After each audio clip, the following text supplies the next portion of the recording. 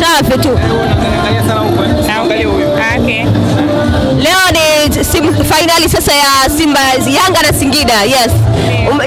Unadhani mtachukua kombe? Kiukweli Mungu anaweza akasaidia kwa sababu kikosi chetu kipo vizuri na Singida pia ni timu nzuri, kwa hiyo siwezi kutoa 100%, lakini mpira ni dakika 90. Kwa hiyo kila mtu atachanga karata zake vizuri atachukua ubingwa, lakini naamini Yanga 100%. Singida amejipanga kwa upande wake kwa sababu anaitamani kombe kulipeleka kaskazini. Wewe unasemaje kwa hilo? Ni kweli kwa sababu hata mimi pia ni mtu kutoka Singida, lakini Yanga kwanza. Ila kiukweli kwa kikosi changu naamini tunaweza tukachukua hili kombe. Wanasema mtupa kwao ni mtumwa. Kwa nini wewe unatokea Singida na ukashabikia Yanga kindakindaki? Kiukweli kwa sababu Yanga ndo ni timu pekee ambayo nilianza kuishabikia. Singida kipindi hicho haikuwepo. Kwa hiyo siwezi nikaacha Yanga kwa sababu Singida ndo sasa hivi ipo, sio kweli. Kwa hiyo mapenzi kwanza, nyumbani baadaye. Mchezaji gani leo unamtegemea atafanya vizuri sana?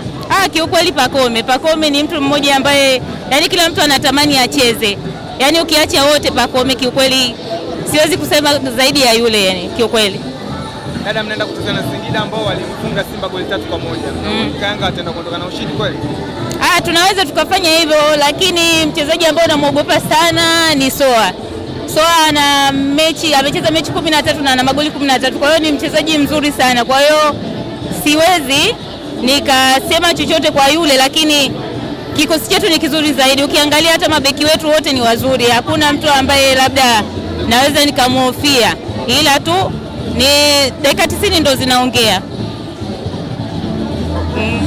Singida amejipanga kwa upande wake kwa sababu ya kupeleka kombe, lakini nyinyi pia mmejipanga kwa upande wenu kwa ajili ya kupeleka kombe. Ukimwangalia Soa, ukimwangalia Pacome wamejipanga kwa upande wao. Mchezaji mwingine ambaye unategemea kabisa katika kikosi cha Yanga akikaa vizuri anaenda kufanya vizuri. Sababu leo Dube wamesema kwa tumtegemea kwenye mechi.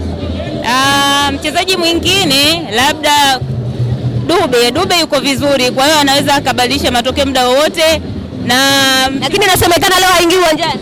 Hamna shida sababu hatuwezi kumtegemea yeye. Siku ile alipopata majeruhi alicheza Chama, kwa hiyo Chama anaweza na yeye akabadilisha kitu chochote. Yani kwa mchezaji yote wa Yanga akicheza, hatuangalii nani anaweza akafunga, hata beki pia anaweza akafunga, kwa hiyo vyovyote inawezekana. Sawa, asante sana. Haya, asante.